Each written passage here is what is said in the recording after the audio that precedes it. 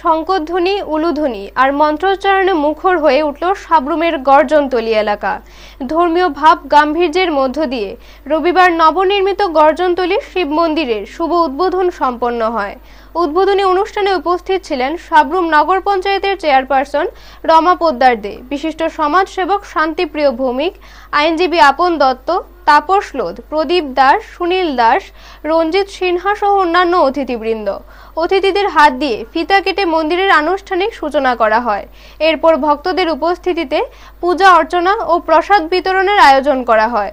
অনুষ্ঠানে এলাকাবাসীর স্বতঃস্ফূর্ত অংশগ্রহণ লক্ষ্য করা যায়। আমাদের প্রতিনিধির সঙ্গে কথা বলতে গিয়ে মন্দির কমিটির সম্পাদক আপন দত্ত জানান, ভক্তদের স্বতঃস্ফূর্ত চাঁদার অর্থেই এই মন্দির নির্মাণ সম্ভব হয়েছে। তিনি সকল ভক্ত ও শুভানুধ্যায়ীদের প্রতি আন্তরিক কৃতজ্ঞতা প্রকাশ করেন।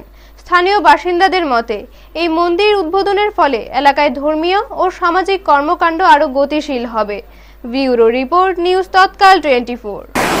সাব্রুমের গর্জনতলী শিব মন্দিরের আজকে যে দ্বার উদ্ঘাটন হলো, এটার জন্য যারা যারা আমাদের এই মন্দিরের অনুদান দিয়েছেন এবং যারা অক্লান্ত পরিশ্রম করেছেন সবাইকে ধন্যবাদ জানাই।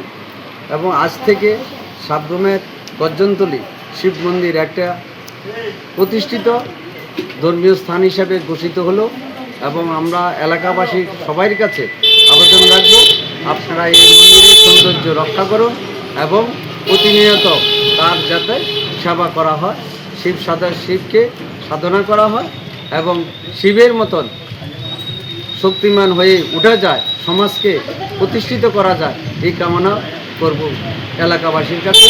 এবং যারা ধর্মপ্রাণ তারা যাতে এখানে এসে শিবের আরাধনা করতে পারে তার ব্যবস্থাও আমরা কমিটি থেকে আমরা সচেষ্ট প্রচেষ্টা চালিয়ে যাব।